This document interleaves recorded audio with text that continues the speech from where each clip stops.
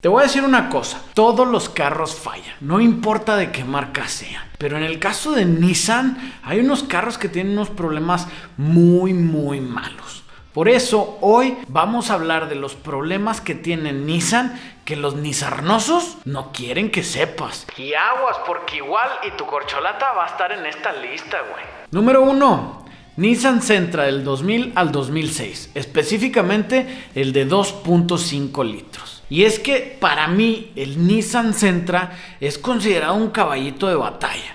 ¿Y a qué me refiero? Bueno, pues a que aguantan un chorro de guerra. Al mismo tiempo, este carro es el raro ejemplo de algunos modelos que pueden tener un carro muy bueno, pero si cambias algunas especificaciones, puede ser una tremenda basura. Porque en serio, el Nissan de estos mismos años, que venga con el motor 4 cilindros de 1.8 litros y transmisión manual, es un carro bien duradero, económico y que todavía lo ves dando guerra en la calle. Pero dentro de los mismos años, si cambias algunos detalles pequeños, como el motor, le pones en vez del 1.8 litros el 4 cilindros de 2.5 litros, ahí sí que ya valiste, gordo, porque este carro es bien malo.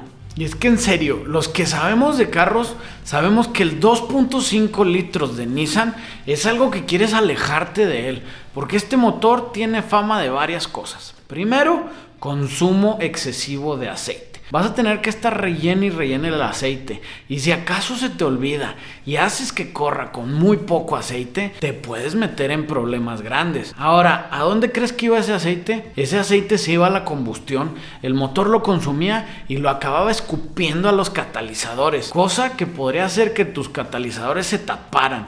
Y en el peor de los casos, los catalizadores se pulverizaban, se destruían, y si algo de esas partículas se metía en tu motor, iba a ser una completa historia del terror, porque tu motor se iba a destruir. Y por último, les encantaba tronar los empaques de las cabezas. No sé qué le pasó a Nissan con este motor, si fue algún error de diseño o si era un tema con los fabricantes de los empaques, pero en serio, que el Sentra de estos años con el 2.5 le encanta destruir los empaques de las cabezas. Ahora, ¿qué puedes decir? Pues bueno, es un 4 cilindros, está ahí más o menos cómodo, pues lo cambio y ya. Sí, güey, pero si no te dabas cuenta, te ibas a echar tu motor y muy rápido. Ahora, este problema no solamente era del Sentra. Como ya escuchaste, lo malo de este carro es el motor.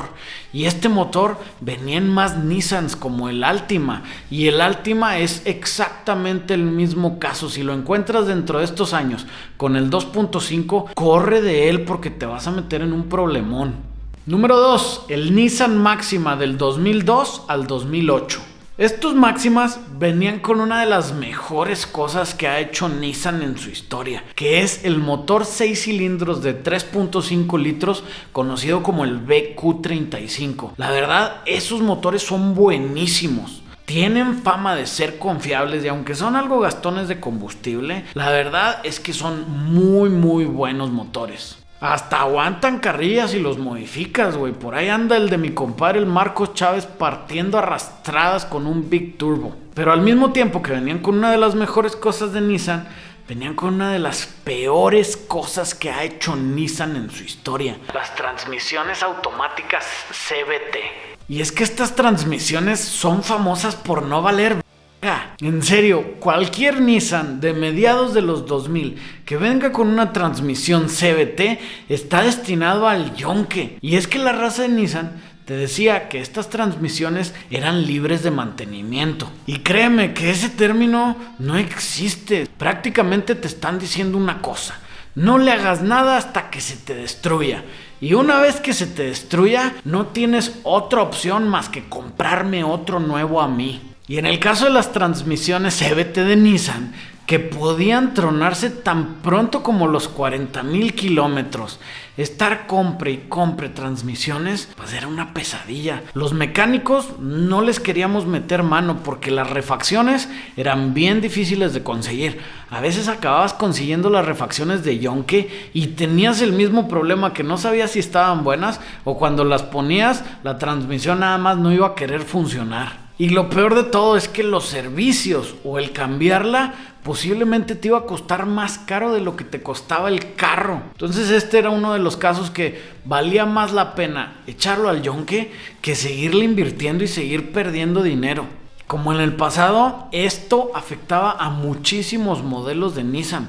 Afectaba al Sentra, al Altima, al Máxima y hasta algunas SUVs. Así que cualquier cosa que tenga que ver con CVTs de Nissan, desde el 2004 más o menos como hasta el 2010, aléjate, gordo, pero córrele, güey.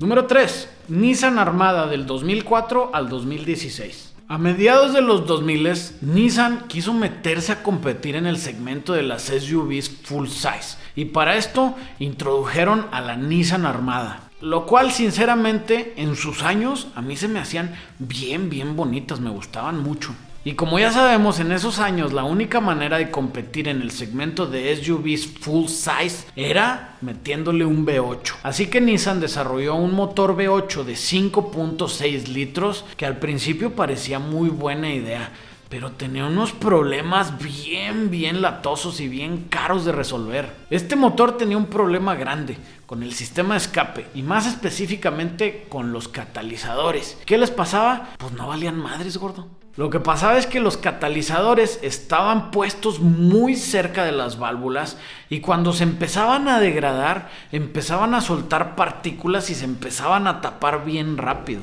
Era tal la manera en que se tapaban que a veces algo de las partículas podía llegar a las cámaras de combustión y una vez estando ahí, iban a hacer que tu motor se destruyera en cosa rápida, güey. Hay muchísima información acerca de talleres de servicio que nada más llegaba una Armada, le hacían un servicio básico como una afinación y luego le ponían al dueño: hay que cambiar los catalizadores ya, porque la raza alcanzaba de ver el síntoma por el que empiezan, que es que se empieza a escuchar un tracaleíto en el mofle. Entonces ellos ya sabían, o le digo que le cambie sus catalizadores ya, o su camioneta va a estar destinada al yonque en poco tiempo. Y yo sé que hay algunas fallas de vehículos que se hacen famosas por lo aparatosas que son, más o menos como el tema de la Avalanche, que se prende el motor de limpiaparabrisas, pero la verdad es que no es tan común. Pero en este caso, este problema era muy común.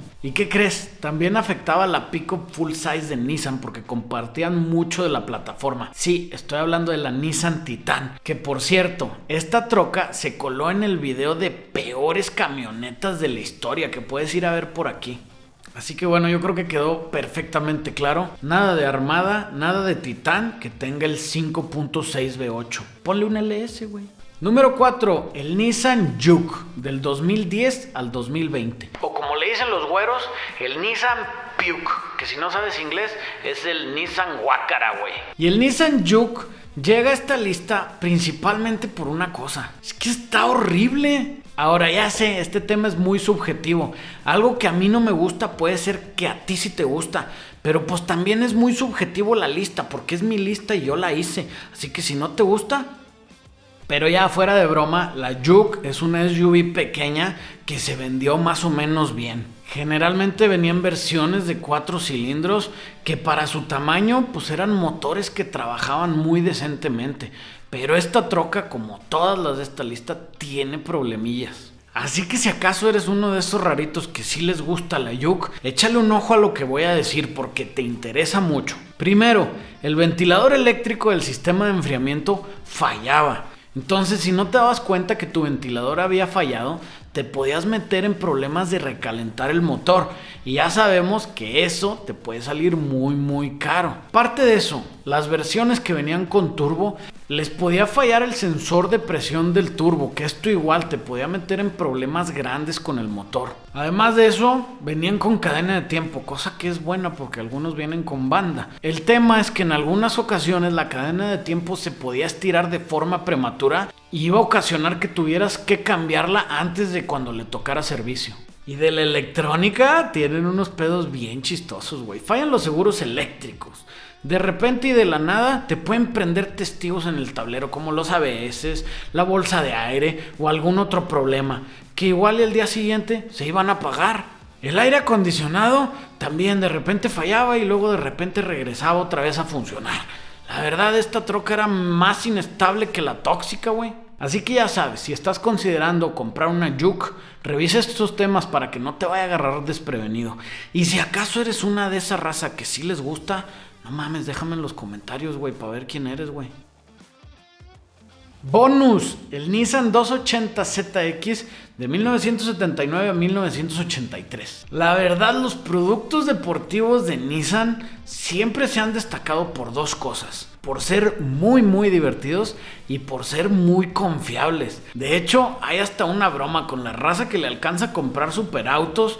Cada que se le madrea su Ferrari o su Lambo, el vato dice: chingao, me debí de haber comprado un GTR. Sí, porque son así de rápidos y así de confiables, güey. Y esto ha sido constante en la mayoría de las generaciones, de los Fairladies, así como las versiones especiales o hasta Godzilla. Pero en el caso del 280ZX de estos años, eran unos carros que tenían un rendimiento muy mediocre. Ahora, sí eran relativamente confiables, pero con el rendimiento mediocre y con esos looks que la verdad, si los comparas con toda la línea, yo creo que de toda esa línea son como el patito feo, el que nunca pudo verse bonito ni con los años, ni de nuevo, ni nunca. Más o menos como el Mustang 2. Y aparte, dentro de esos años, tenían un problema grande con la suspensión. Tienden a oxidarse las torres de los amortiguadores. Y por el tipo de suspensión con el que venían, si se llega a comprometer esa parte, puedes estar jugando con temas de vida o muerte, porque si se rompe una torre de amortiguador,